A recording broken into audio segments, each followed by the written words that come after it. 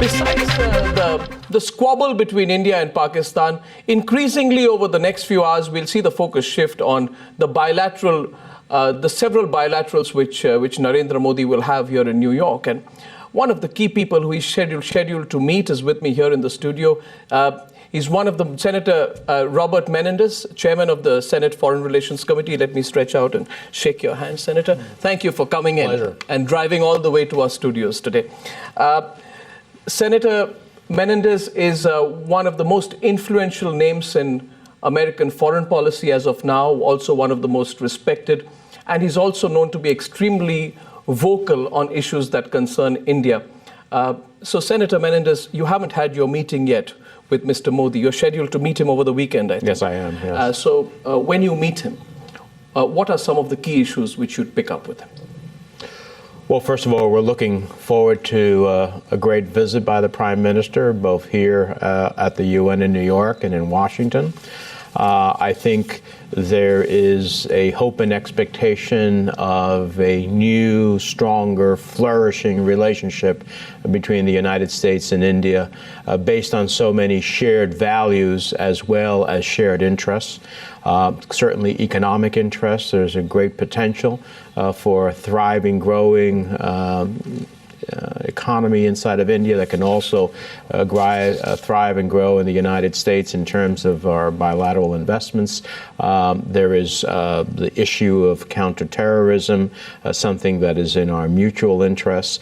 There is the interest of how do we create greater open markets in India for that investment that I think the Prime Minister is seeking to create greater opportunities. At the same time, how do we have an India that has a more liberalized process in terms of intellectual property rights?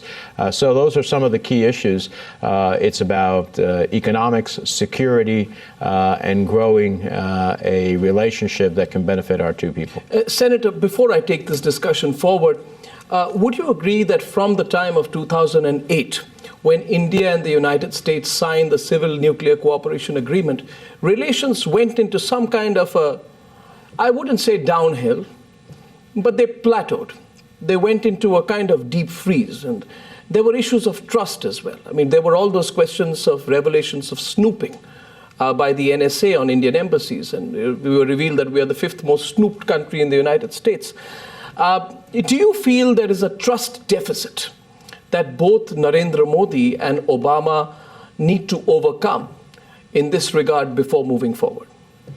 Well, look, as someone who was a strong advocate of that nuclear cooperation, it was a high watermark. Yes, it was. Unfortunately, because of a series of bureaucratic difficulties inside of India, it didn't really get fulfilled in a way that energy could flow to the people inside of India, and that U.S. companies who have the expertise to do that would have an opportunity to make that happen.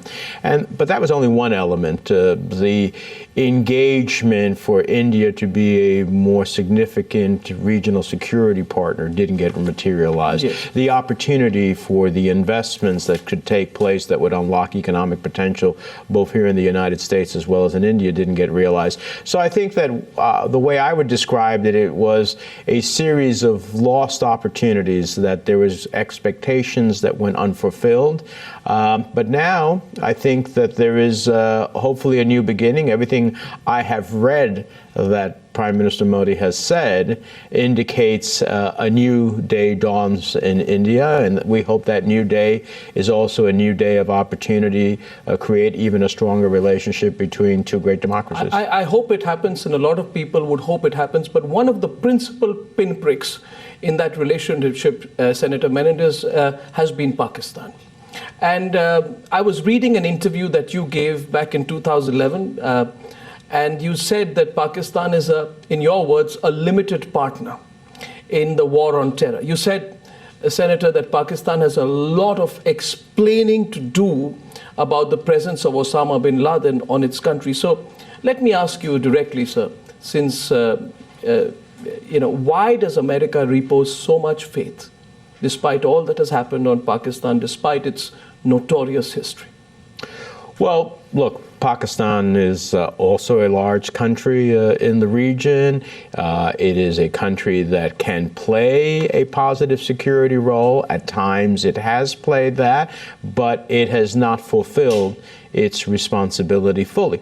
It is my view that certainly before this present administration in Pakistan, that there obviously it was very difficult to understand how Osama bin Laden, a high-value target, the leader of Al-Qaeda, could be residing in Pakistan in the midst of what is in essence the War College University of Pakistan's area, of that, yes. and somehow nobody would know what's happening. So, but then again, our relationships are about looking towards the future, and so we will judge Pakistan under its new prime minister as to how it moves forward. How does it fight in the Fatah region? How does it work to meet the challenge of counterterrorism? How does it share information with us? How does it act? And in all of these relationships, we aspire to the best,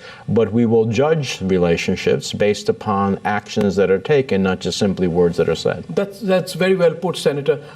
Just as a quick follow-up of that, would you say that it is time for Pakistan to also investigate more strongly and not just deny the possible presence of Ayman al-Zawahiri and Mullah Omar of the Al-Qaeda and the Taliban on its soil? Because there have been several intelligence reports that they are in and around the Quetta region.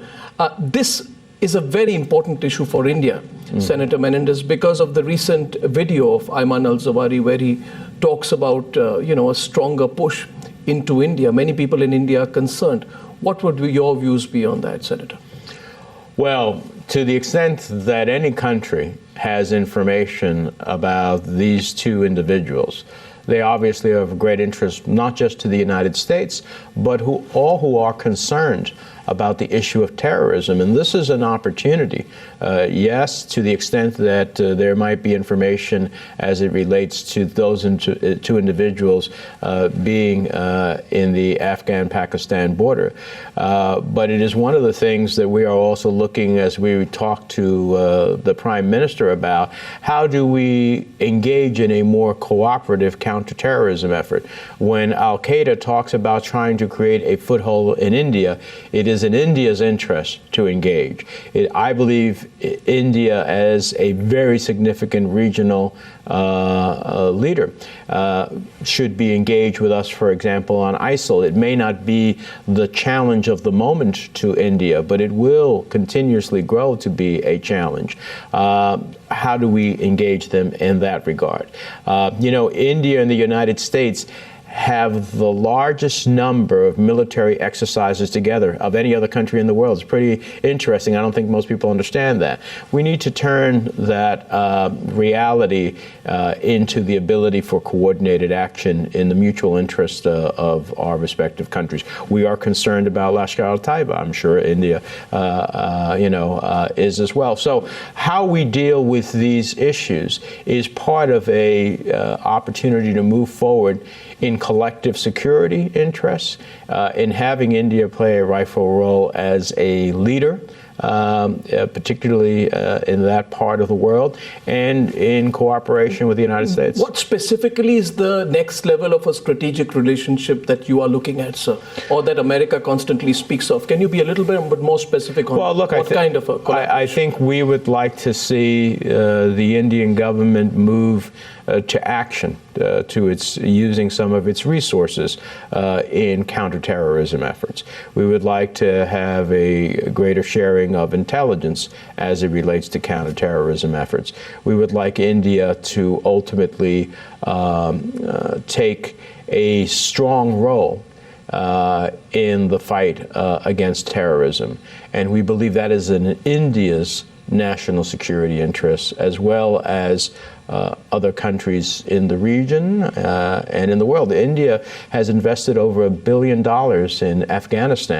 in Afghanistan's future as a neighbor that it is concerned about. For Afghanistan to thrive, two things are going to happen. We're going to have to be able to continue to fight terrorism, and we're going to have to open up, for example, a new Silk Road initiative. India can play an incredible role in each of those So would, for example, Senator Menendez, would you like to see, because the problem about the Indian presence in Afghanistan has been the insecurity of Pakistan. I mean, bring up Pakistan again and again. And as we take this conversation forward, I'm sure, what I reflect upon is the fact that the biggest stumbling block in this relationship is Pakistan. Senator Menendez, on Afghanistan, would you, for example, would America like to see more feet on the ground militarily for India to have? Would it welcome a stronger military presence once America withdraws by 2016 in Afghanistan? Well, first of all, that's for the Afghanistan government to decide themselves. They have to solicit, if they think that that is in their national interest and national security, they would have to solicit the help from India. And certainly to the extent that we have democratic countries assisting the Afghans in terms of helping to develop their security forces so that they can fight for their own freedom and security, I think that would always be welcome. But that's for the Afghan government to decide. But I have a different view than your question posits. I do not view that our relationship with India is linchpinned upon Pakistan. Our relationship with India is linchpinned economically and in security and in growing an opportunity to bring millions out of poverty and into greater prosperity, which unlocks potential, not just for India, but for the world. I'd like to go to that part, the economic part in just a bit. Just quick one question on that, on the line that we were on, Senator Menendez. What if India were to seek a reassurance or at least an understanding from America? You see, Senator Menendez, our view, and pardon my being very frank with you on this, has been that America seeks cooperation on its terms for its own interest, whereas India would want to certainly cooperate with America, but also towards defending its own interests. And terrorism has really taken many lives in India, and almost all of it emanates out of Pakistan. If we build a stronger relationship with America, will America work with India, potentially, to go at the root cause of where the terrorism is striking from? I think the answer, first of all, you say the United States wishes to create a relationship under its own interests. And I would say to you, India seeks to create a relationship under its own interests. That is the nature of nations. The question is how one harmonizes the interests of two countries to ultimately find the mutuality that can exist. And I think that is possible. Look, I believe the United States will stand for going towards the root causes of terrorism wherever it exists and in whatever circumstances it ultimately rears its ugly head. We are seeing pictures there of Narendra Modi's arrival for the conversation that he's going to have here, as well as in Washington. On the entire economic side, Mr. Modi wrote an op-ed in the Wall Street Journal, which was published this morning. I don't know if you had a chance to look at it. I did. But he talked about removing the bureaucratic hurdles, about hastening the process, about making the process of investments more transparent. Specifically, are there any issues that remain for the Americans which they would want a firm and specific assurance from on India before increasing the level of economic cooperation and investment? Well, look, I think that there is a view that there's a great potential inside of India for American investment. Vice President Biden has talked about creating a trade relationship that would move to $500 billion. That's a very significant investment. But of course, investors will always look at several things. Is there a sufficient rule of law and transparency in the operations of governmental entities? Is there a respect for intellectual property rights? For example, I come from New Jersey, which is the medicine cabinet of the world. Our great pharmaceutical companies produce life-saving, life-enhancing drugs.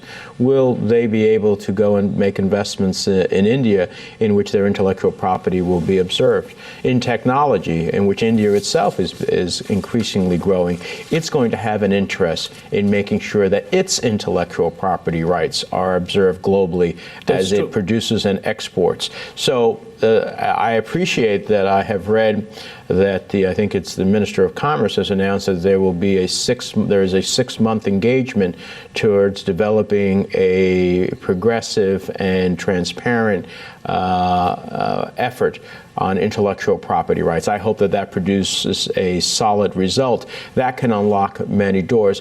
A bilateral trade investment agreement to re-engage that. And then certainly bringing India into some of the international trade agreements is very important as well, both for India and for the United States. So these are all what I would call positive challenges to address that can unlock tremendous potential. One bone of contention, and this is something that you have been discussing with your Indian counterparts, is immigration reform. Senator, there are provisions in the comprehensive immigration reform bill that Indians have expressed some serious concern over with respect to the visa regime and the ease of doing business in the United States. Can the U.S. really strengthen the economy in tandem with India if America continues to place visa and outsourcing restrictions under the guise of progressive immigration reforms? Well, let me just say that speaking personally, as one of those who helped create the comprehensive immigration reform that passed the Senate and unfortunately has been languishing in the House, I'm of the view that human capital and intellect, I hope that I can get it here in America, but when I can, I certainly want to be able to get it the best and the brightest anywhere in the world. And India has often been a source of that human capital.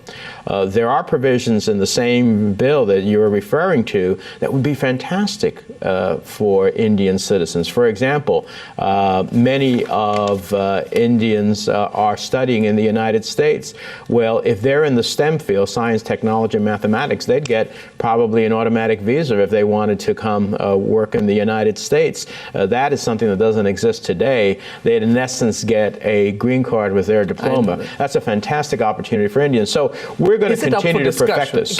Because I know that you have backed the comprehensive immigration reform bill. Right. You put your political backing to it. But is it open to discussion? I mean, this is yes, I think is it open to discussion with the I think it is. Of course, whenever you come to a compromise bill, which is the essence of democracy, it doesn't happen enough sometimes these days in Washington.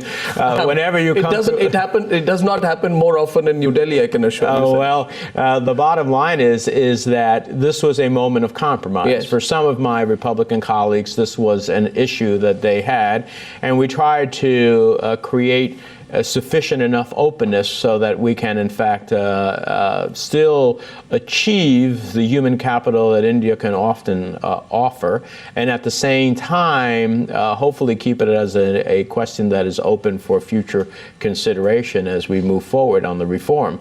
But for many, many citizens of India, other elements of that reform will be incredibly important for their opportunity here in the United States. One area where we would like to see reform, and this is my most critical and final question to you, Senator, Obama visited India in 2010 amidst great fanfare, and the view in India many people have, and I also have, is that somewhere it went downhill after that. It could have to do with politics in India, politics here, priorities change. But when Obama was there, on the floor of the Indian Parliament, he spoke about India deserving its place as a permanent member of the UN Security Council. But however, after that, the pace of reform has been slow. It's not changed much in the last 4 years. Senator, don't you feel that the United States as a permanent member itself, as part of a building strategic alliance with India, should not expect India to follow its line every time at the UN and then say, if it follows a different line, that we are not going to push for you in the UN Security Council, but instead look at the UN Security Council, where a reformed council with a member like India can do much more to achieve the balance of power at the global level? Well, look, the pace of reform at the United Nations as a whole has been glacial it takes forever to create reform. So there's a broad reform package that many of us who support the United Nations also believe needs to take place. For example, you have a Human Rights Council that has some of the greatest violators of human rights in the world on it. It's pretty ridiculous. There's also the need to reform some of the opaque system at the United Nations and the costs of the United Nations, which is disproportionately borne by the United States, which we do with pride, but there needs to be. But at the end of the day, I think, as the president said, there is a welcoming attitude towards India being on the Security Council. But by the same token, India, that has been part of the non-aligned movement, needs to think as itself in a more global context. That means with the opportunity for a Security Council seat comes responsibilities. What role are you going to play as it relates to counterterrorism? Is there a trust deficit on that? What role are you going to play in the spread of Ebola? What role are you going to play in the international order of finances? Then it has the full potential to be embraced not just by the United States, which embraces it, but by others. So it's not a question of a trust deficit. It's a question of an evolution inside of India to come to the view globally that, yes, we do not seek to intercede in the affairs of other nations, but if those nations violate the international order, we understand our global responsibility to respond to that. That is a question of evolution that I believe will take place inside of India. Well, I think it's a very interesting time being here in New York myself. I get a feeling that America is looking very closely at the Indian government. And let's see how things play out in Washington over the weekend. We expect Senator, the best. Thank you very much. Thank you. Thank you very, very much for coming into our studios. Enjoyed this conversation.